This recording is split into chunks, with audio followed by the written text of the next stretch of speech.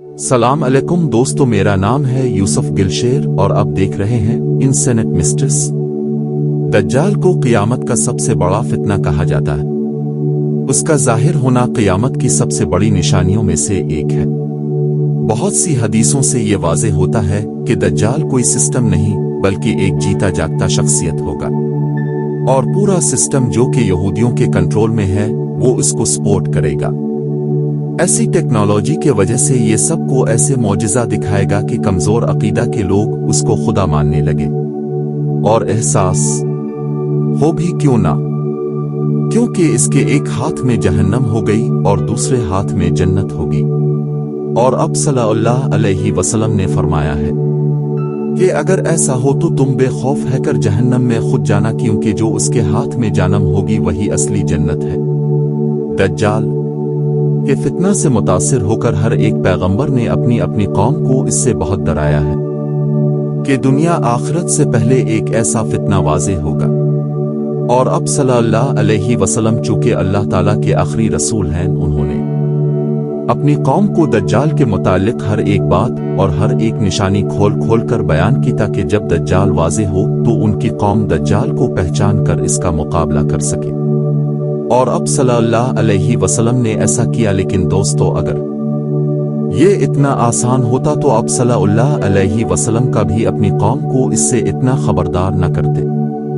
दज्जाल के बारे में देगी निशानियां कुछ इस तरह है कि वो एक आंख से काना होगा, इसके घोड़ाले बाढ़ होंगे, उसके सर पर काफिर लिखा होगा, और ऐसे बहुत से निशानियां जो कि हमें बताई गई है। कल सवाल ये है कि क्या दज्जाल अब भी इस दुनिया में मौजूद है? अगर है तो कहाँ है? ये सबसे अहम सवाल है, क्योंकि अल्लाह के प्यारे रसूल अब सल्लल्लाहु अलैहि वसल्लम ने इसके क़ैद तक की जगह की निशान की कर दी थी कि वो कहाँ मौजूद है और किस वक्त दुनिया में जाहिर होगा। अगर आज उन्हें निशानियों को सामने रखकर हम इस जजीरे की लोकेशन जानना चाहें तो जो हकायक हमारे सामने आएंगे वो देखकर अब लोग सिविक हो जाएंगे। मगर ये सब समझने से पहले दज्जाल इस वक्त इस दुनिया में कहाँ मौजूद है, हमें एक सहाबी जिनका नाम हजरत तमीम दारी था, उनका समुद्री सफर और दज्जाल से इनकी मुलाकात का वाकया, जिसे रसूल अल्लाह अलैहि वसल्लम ने भी कन्फर्म किया, कहा जिससे तुम मिले थे वो दरअसल दज्जाल ही था। ये सही मुस्लिम की एक तब्दील हदीस है जिसका मफहूम है कि रसूल अल्लाह अलैहि वसल्लम के एक सहाबी हजरत तमीम दारी, जो कि पहले करेशन थे, जब रसूल सल्लल्लाहु अलैहि वसल्लम के पास इस्लाम कबूल कर ले आए तो उन्होंने अपने एक समंदर के सफर का वाला दिया और अब सल्लल्लाहु अलैहि वसल्लम से बयान किया।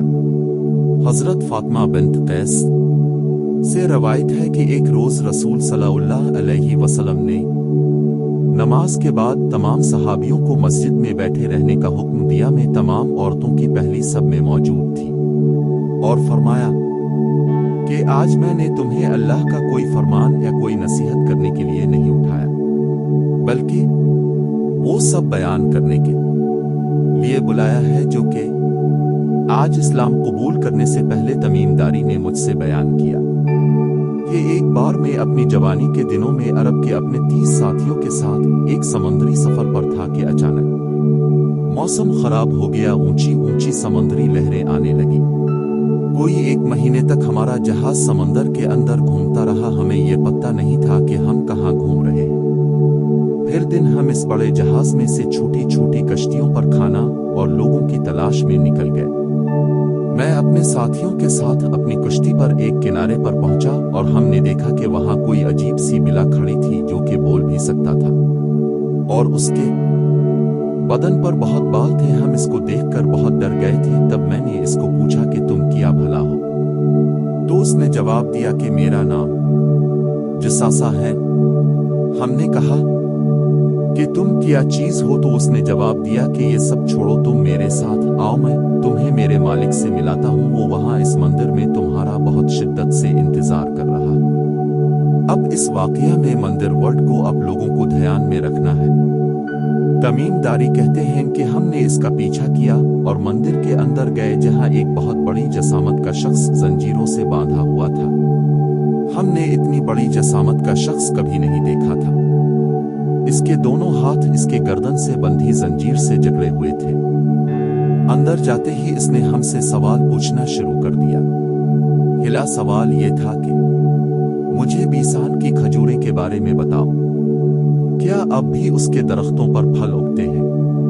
हमने कहा बिल्कुल आते हैं। वो कहने लगा कि थोड़े वक्त बाद वहां कोई फल नहीं आएगा। फिर कहने लगा कि मुझे तबरा की झील के बारे में बताओ, क्या अब भी इसमें पानी बाकी है? हमने कहा हाँ वहां पानी है। वो कहने लगा कि वो पानी भी बहुत जल्द सूख जाएगा। और फिर कहने लगा कि मुझे जाकिर के चश्मों के बारे में बताओ।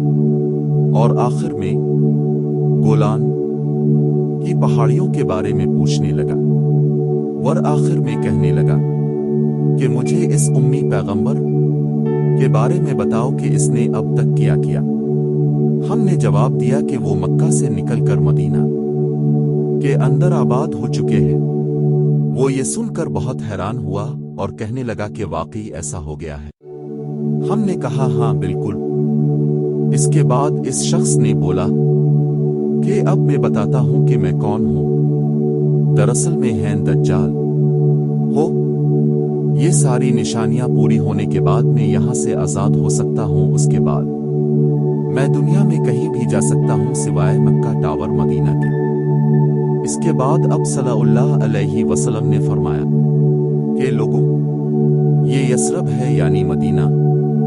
देखो मैं तुम्हें नहीं कहा करता था कि दज्जाल शाम के समंदर में है, न यमन के समंदर में, बल्कि अपने हाथों से इशारा करके कहा कि दज्जाल मशरिक में है, दज्जाल मशरिक में है। इस हदीस मुबारका के अंदर हमें दज्जाल की लोकेशन की तरफ इशारा किया गया है कि दज्जाल मशरिक में कहीं भी जजीरे पर किसी मंदिर के अंदर कैद है। लेकिन दोस्तों अगर देखा जाए तो इंडिया के लक्षद्वीप इलियट पर ऐसा कोई मंदिर मौजूद नहीं, जबकि पाकिस्तान के इस्तोला आइलैंड पर एक मंदिर मौजूद है जो कि काली माता का मंदिर है। और दोस्तों देखा जाए तो जैसा कि इमाम दाढ़ी ने जुस्सासा के बारे में बताया, ये बिल्कुल वैसी ही है। उनके बदन पर भी बहुत से बाल हैं। ये मंदिर छूके कोई 100 साल पहले नहीं बनाया गया, बल्कि ये रसूल अल्लाह वसल्लम के दौर से भी पहले का मौजूद है। यानी ये वही जजीरा है जहां इमाम दाढ़ी की तजल से मुलाकात हुई थी। जीम भी इस्तोला आइलैंड पर मौजूद है। तो हो सकता है दज्जाल आजाद हो गया हो और अभी तक दुनिया के सामने वाजे ना हुआ हो, वो अपने वक्त का इंतजार कर रहा होगा। तो ये थी आज की वीडियो पसंद है तो वीडियो को लाइक करें और चैनल को सब्सक्राइब करें। मिलते हैं अब से अगली वीडियो में, तब तक के लिए ख्याल रखें। अल्लाह हाफिज।